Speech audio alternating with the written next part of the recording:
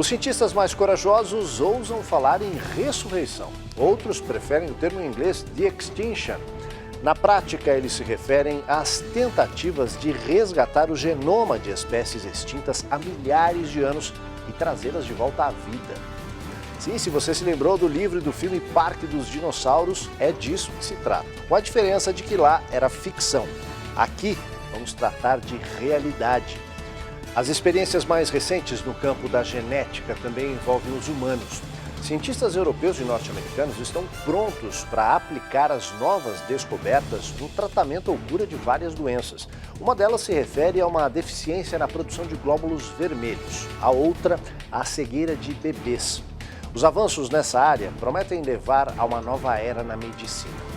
Essa edição do Matéria de Capa está só começando. Fique com a gente.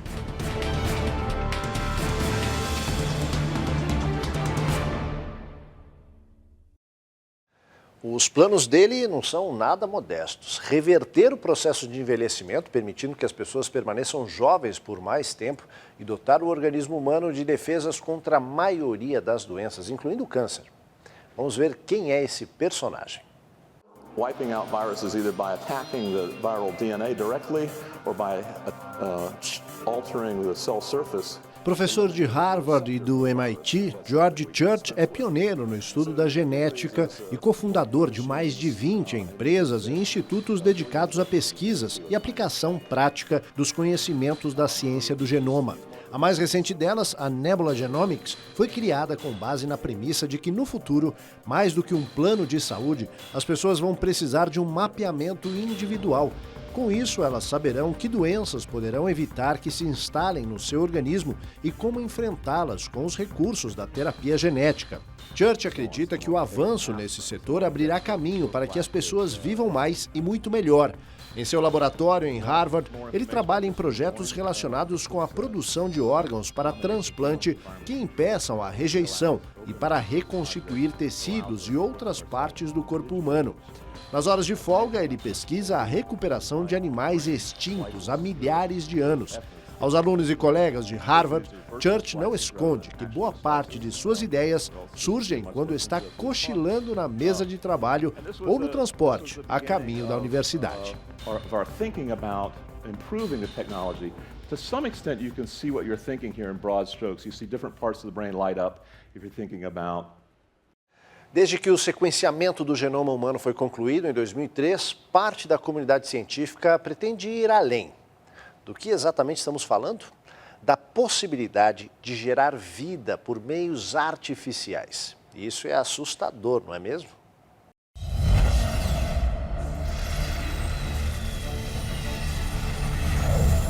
Após a conclusão do projeto do genoma humano em 2003, os cientistas realizaram inúmeros avanços na engenharia genética. Nos últimos anos, foi feito o sequenciamento genético de inúmeras espécies de animais e plantas, e claro, também de pessoas. Mas uma coisa é identificar o código genético, que em termos simples, seria estabelecer a sequência de dados de uma pessoa para leitura e uso, por exemplo, no combate a doenças hereditárias ou não. Outra bem diferente é construir um código e implantá-lo em células para permitir o nascimento de uma nova vida. Em 2010, pesquisadores fizeram isso com uma minúscula bactéria, batizada de Cynthia. Na época, a equipe integrada pelo prêmio Nobel Ham Smith, pelo microbiologista Clyde Hutchinson e o pioneiro da genética Craig Venter, criou pela primeira vez vida artificial. Desde então, outras experiências com animais, incluindo as tentativas de resgatar algumas espécies extintas, vêm sendo feitas em diversos países. Mas ir além disso, ou seja, fazer experiências com material genético humano, é proibido em quase todo o mundo, e o assunto é motivo de sérios questionamentos éticos e religiosos.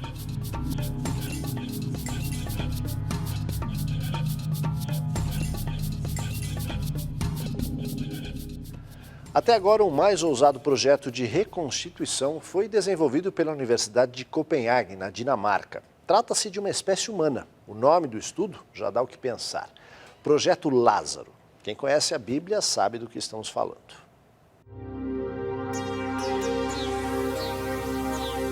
Os cientistas da Universidade de Copenhague reconstituíram o genoma de um homem do sexo masculino que viveu na Groenlândia há cerca de 4.000 anos, ou seja, 2.000 anos antes de Cristo. Segundo as pesquisas, esse homem pertencia ao primeiro grupo étnico a ocupar a região do Ártico. Os estudos que partiram de restos de cabelo humano encontrados em meio ao gelo permitiram a reconstituição de 80% do genoma da espécie. Em outros centros de pesquisa da Europa e Estados Unidos, há experiências em andamento para resgatar o genoma de 2 antepassados humanos, o homem de Neandertal e o Denisovan, ambos extintos há cerca de 40.000 anos. Já o estudo desenvolvido na Universidade de Copenhague, que levou à reconstrução do genoma do habitante da Groenlândia, foi batizado de Projeto Lázaro, em referência ao personagem bíblico que teria sido ressuscitado por Jesus.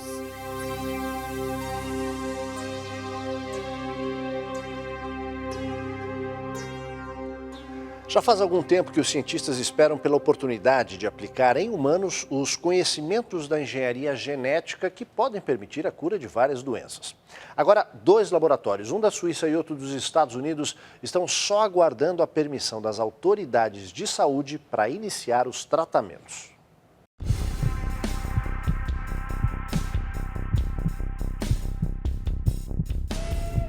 A empresa suíça CRISPR Therapeutics solicitou permissão das autoridades da União Europeia para tratar pacientes que sofrem de uma doença hereditária denominada beta-talassemia, caracterizada pela baixa produção de glóbulos vermelhos. Pacientes com esse mal precisam ser submetidos a frequentes transfusões e os casos mais graves podem se tornar fatais. A companhia também entrou com um pedido junto à Administração de Drogas e Alimentos dos Estados Unidos, a FDA, para realizar tratamentos naquele país. Por sua vez, a empresa norte-americana Editas Medicine espera a autorização para tratar casos de bebês com cegueira congênita. Em ambos os casos, ao invés de utilizar medicamentos, as doenças seriam combatidas pelo próprio organismo, com o recurso da edição do DNA. Ou seja, é como alterar algumas letras num processador de texto. Só que ao invés de um teclado, o que se tem é a base do código genético de uma pessoa.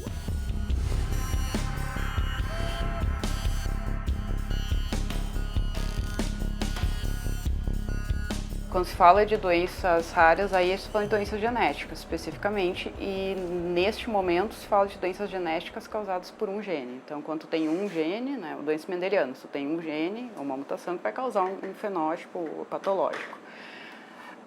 Isso sim é o que se tem trabalhado mais. O problema é quando tu tem doenças que são tem fatores ambientais envolvidos ou mais de um gene envolvido, né, multifatoriais. Aí a questão complica um pouco, porque tem todo o papel da interação entre os genes que ainda é pouco conhecido. Mas o que se tem tentado fazer com o CRISPR especificamente, né, que é uma edição direcionada do DNA, é corrigir justamente essas doenças mendelianas, né, que está corrigindo aquela região específica, claro, corrigindo no embrião, sabendo que os pais têm a mutação, corrigindo no embrião, o embrião vai ser saudável. E indivíduos adultos, eles já têm um experimento, né, com a doença de Hunter, que eles estão tentando reverter o fenótipo. Né, reverter, ou seja, que a pessoa consiga ter uma vida normal, tendo essa cópia nova. Claro que isso não é simples, porque daí tu está lidando com um indivíduo adulto, né, a quantidade de informação que tu tem que reemplaçar é bastante grande. Mas teoricamente é possível. E eu acho que a maior revolução, talvez tenha sido nos últimos anos em relação a isso, é o CRISPR. Porque até então a gente não conseguia direcionar. Era aleatório, não conseguia fazer terapia gênica, não conseguia modificar os genes. Agora não, agora a gente tem uma esperança, né, de que isso possa acontecer. Claro, falando em embriões, a gente tem que pensar nas questões éticas, porque a gente está editando embrião, isso pode ser visto como eugenia. Considerando que a gente já teve uma guerra relativamente recente, né, envolvendo a questão, não é tão simples assim, né? Mas é óbvio, se ela em princípio é usado para o bem, né? Impedir que a criança nasça com uma patologia. O problema é como impedir que isso seja usado para coisas que são relativamente fúteis, cor de olho, cor de cabelo, cor de pele. Essa questão é o quanto e como pode ser manipulado. Enquanto a maioria dos países ocidentais impõe limites ao uso da engenharia genética para interferir no processo de gestação e nascimento de bebês, em alguns lugares esse recurso vem sendo utilizado independente das leis locais.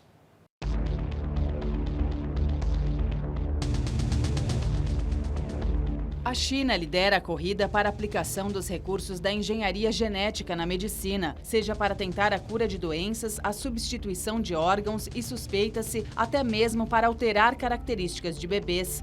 Na verdade, os chineses já interferiam no nascimento mesmo antes da aplicação desse tipo de recurso. Daí o fato de que o país tem um déficit de mais de 100 milhões de mulheres. Nos últimos tempos, multiplicam-se no país os tratamentos contra os mais diversos tipos de doenças, incluindo o câncer, com base na terapia genética. Outro país onde se realizam experiências nesse sentido é o México. Há relatos de que clínicas mexicanas estariam praticando o chamado designer babies, ou seja, providenciando para que bebês nasçam com determinadas características exigidas pelos pais. Nos Estados Unidos, onde a legislação impede experiências desse tipo, surgiu um mercado paralelo. Mulheres são pagas para fornecer óvulos para a reprodução de casais que não podem ter filhos. O preço varia de 5 a 50 mil dólares, dependendo do poder aquisitivo de quem encomenda e do grau de necessidade de quem está do outro lado.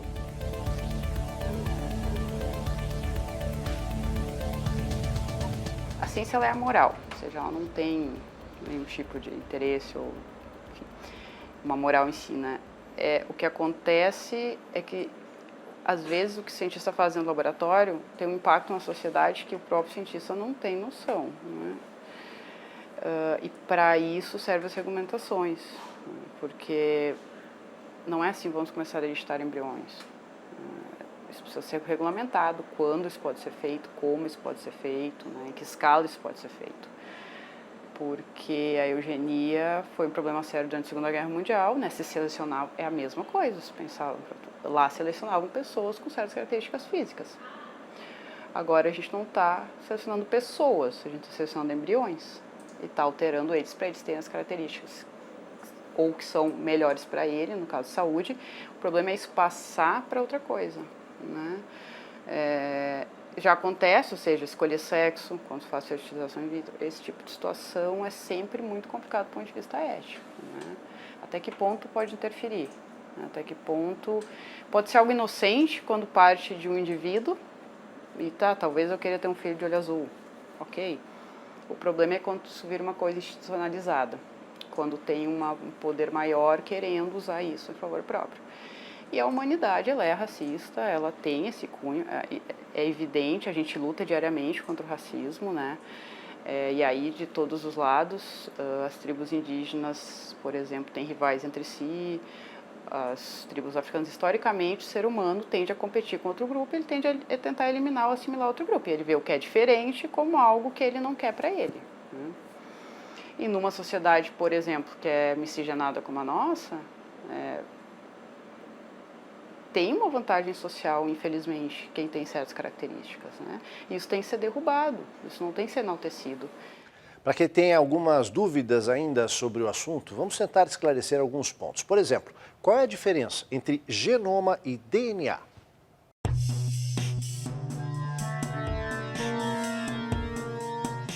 O genoma é a totalidade de DNA presente no núcleo de uma célula. Ou, para dizer de forma ainda mais simples, o DNA é a unidade básica do código da vida e o genoma representa a totalidade desse código.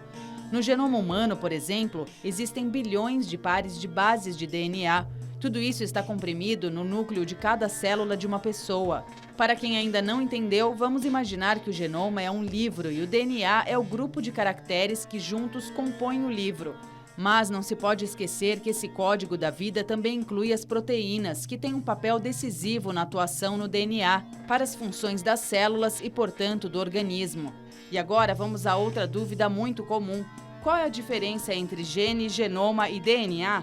O gene é a unidade funcional do DNA. Por exemplo, há um gene ou dois para definir a cor dos olhos, a cor dos cabelos e até mesmo para definir o paladar ou o gosto de uma pessoa, se ela gosta dessa ou daquela fruta, de comida apimentada ou não. Já o genoma é a coleção de genes da pessoa. Quando se olha para os genes, a pergunta mais comum é: o que eles estão fazendo individualmente? Quanto ao genoma, a questão é de que forma o grupo está interagindo e como pode interferir no funcionamento de um órgão ou de todo o organismo.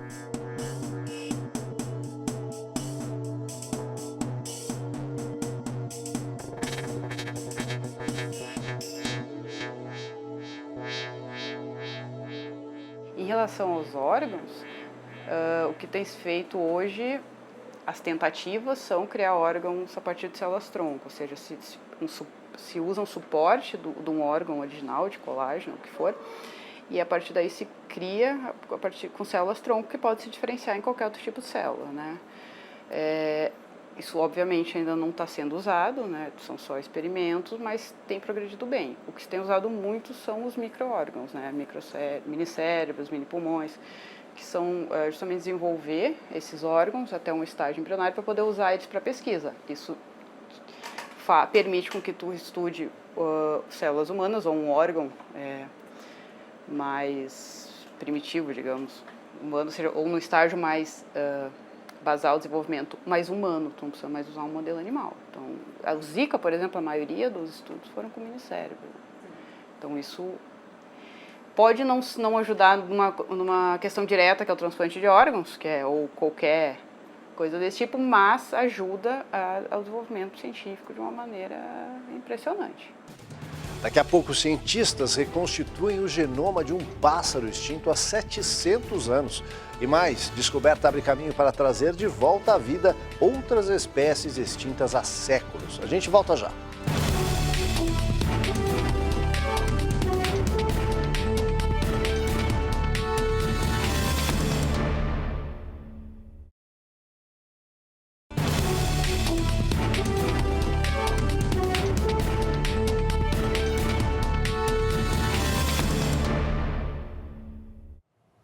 Há 700 anos, quando o Brasil nem havia sido descoberto, tribos da Polinésia começaram a ocupar a Nova Zelândia. A alimentação se baseava no cardápio das espécies locais. Isso levou a um processo de extinção. Em breve, uma delas poderá voltar à vida.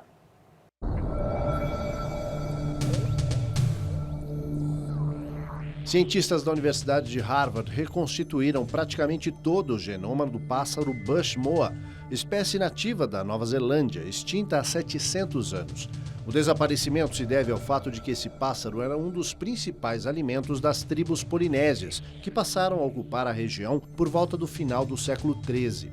Com o genoma do pássaro praticamente recuperado, os cientistas podem injetar esse material no óvulo de aves da fauna atual para resgatar a antiga espécie. A tarefa de reconstituição é bastante complexa e leva anos para ser concluída.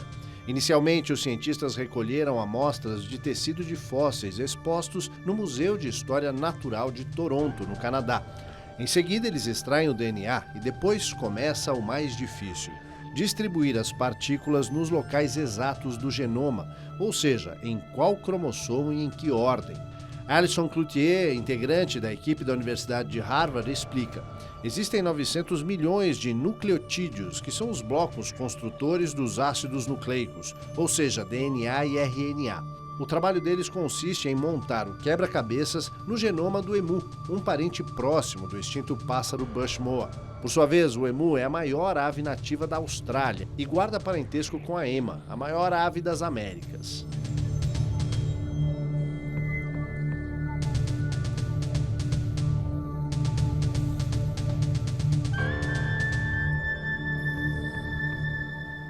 Especialistas chamam a atenção para o fato de que o estudo feito em Harvard pode abrir caminho para o resgate de outras espécies extintas.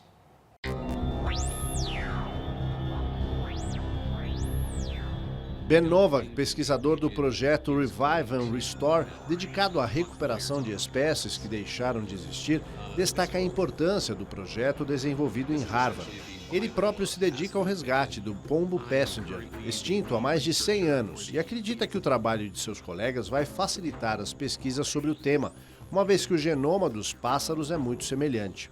A Fundação Long Now, que patrocina o estudo de Novak, pretende trazer de volta à vida outras espécies, como o mamute, que existiram há mais de 5.000 anos. O projeto, denominado De-Extinction, ou Ressurreição, opera a partir da Universidade da Califórnia, onde Novak e sua equipe recuperam e armazenam sequências de DNA, na esperança de trazer o Passenger Pigeon de volta à vida. Ele explica que o resultado final pode não ser exatamente idêntico ao original, mas pode ser bem aproveitado. Isso é diferente de resgatar DNA de fósseis de insetos colados em folhas, como aparece na ficção científica. Da mesma forma, também não é possível recuperar material genético de dinossauros, porque são muito antigos, mas é possível resgatar o DNA de pássaros de museus que foram submetidos à taxidermia. Quando se trata dos pombos, Novak esclarece que a maioria das pessoas só conhece os existentes nas cidades, que causam bastante incômodo e podem até trazer doenças. Já o Passenger Pigeon, segundo ele, era um pássaro de extrema beleza, que em outros tempos existia aos milhões, ao longo de milhares de anos, e era parte integrante de um ecossistema.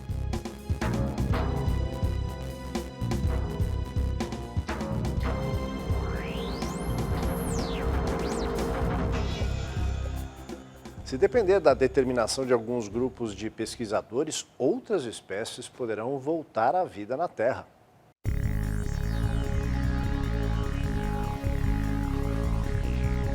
O pássaro dodô é um dos principais alvos dos pesquisadores dedicados aos projetos de reconstituição do genoma. Essa espécie viveu nas Ilhas Maurício, no Oceano Índico, até o final do século XVII. Ele foi extinto por conta da captura em excesso, destinada à alimentação.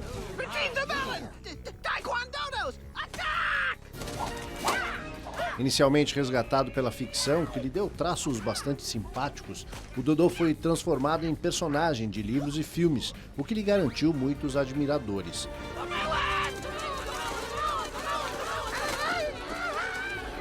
Os cientistas também já reconstruíram o genoma do tigre da Tasmânia, nativo da Austrália e Nova Guiné, além da Tasmânia, que existiu até o início do século XX.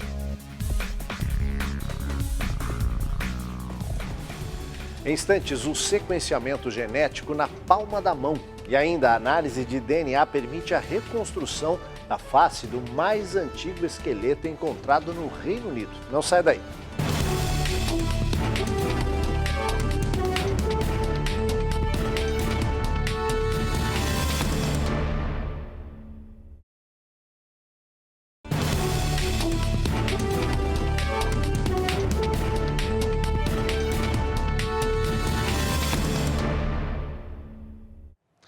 O avanço da engenharia genética vai permitir que, em breve, o sequenciamento genômico de uma pessoa deixe de ser feito em apenas caríssimos laboratórios e possa ser obtido em aparelhos manuais.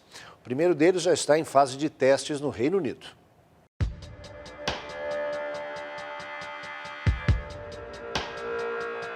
O projeto do genoma humano, iniciado na década de 90, levou 13 anos para ser concluído, a um custo de centenas de milhões de dólares e envolvendo laboratórios espalhados pelos Estados Unidos e Europa.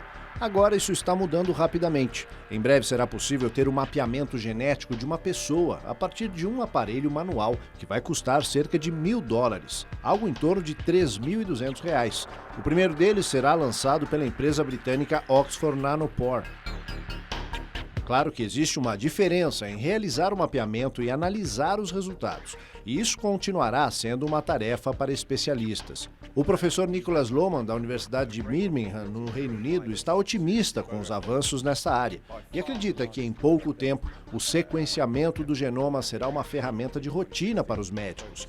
Esse recurso, acrescenta Lohmann, tem o potencial de alterar de modo radical a maneira como se lida com a saúde pública atualmente.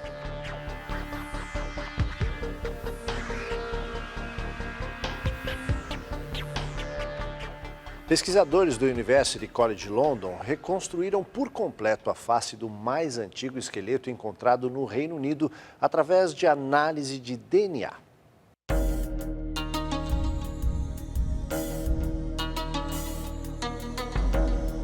A reconstituição permitiu pela primeira vez uma visão detalhada da aparência física de antepassados distantes dos povos da região. Para que o experimento fosse possível, equipes do Museu de História Natural e do University College de Londres extraíram o DNA do crânio, de onde conseguiram um genoma completo.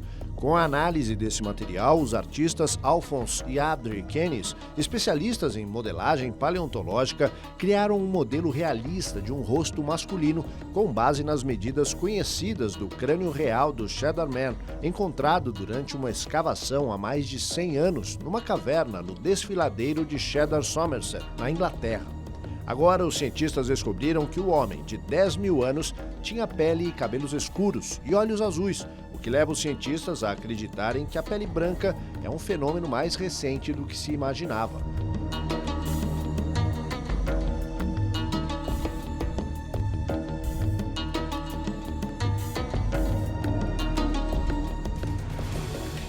Para alguns é apenas um procedimento clínico destinado a tratar de algumas doenças ou evitar outras, mas o assunto é mais complexo. Uma alteração no DNA significa mexer no código da vida, e isso envolve uma série de questionamentos religiosos e éticos. Por exemplo, a substituição de genes a fim de evitar que bebês nasçam com doenças hereditárias significa que eventuais efeitos secundários serão transmitidos a outras gerações. São questões como essas que impedem até agora o uso das descobertas recentes na luta contra inúmeros males, que vão do câncer à distrofia muscular, de doenças hereditárias à fibrose cística, entre outras. Enquanto as pesquisas avançam, o debate sobre a aprovação segue em ritmo mais lento. Para onde caminhamos, ainda não está definido. Essa edição do Matéria de Capa fica por aqui, a gente volta na semana que vem nesse mesmo horário. Uma ótima noite a todos e até lá!